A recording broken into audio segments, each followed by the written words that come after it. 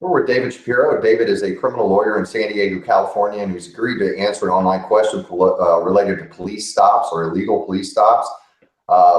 David, let's go on to the question that was asked. This question was from Donald. It says, I was walking down the street minding my own business when I was approached by two officers who started asking me questions. They asked me to empty my pockets.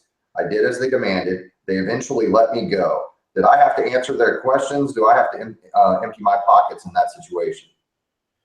Well, Donald, first off, thankfully, nothing came of it, which is a good thing, other than what might be a little harassment on law enforcement's part. But yeah, I mean, the best thing to do in that situation, properly identify yourself. Certainly don't give false identifying information to a police officer. That in and of itself could have been a crime. If you have ID, produce that ID, and that's it. Whether it's a DUI, whether it's a consensual encounter on the street, whatever the case may be.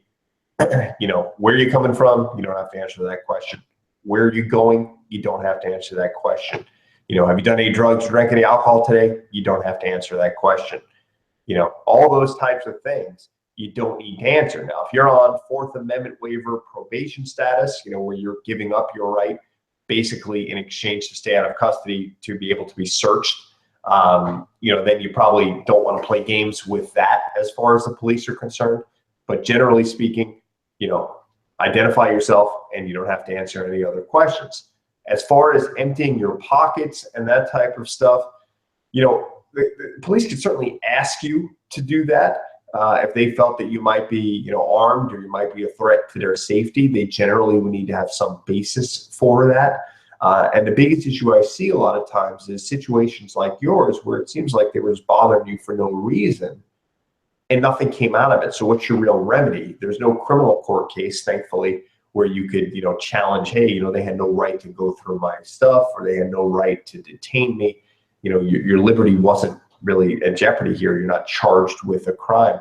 Your remedy, if anything, would be civil and you really don't have any damages. So that's the unfortunate thing is, what do you do in this situation when it's all said and done, you're released and you feel like you're being harassed. But generally speaking, you don't have to answer those questions. Less is more. Don't give dishonest information. Don't try and talk yourself out of an encounter.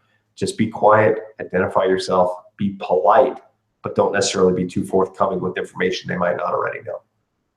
Excellent. If you have any other questions for David, just post them in the comments section below. Thanks for your time, David. Yeah, my pleasure. I can also be reached at 619-295-3555 for any additional questions. Thank you.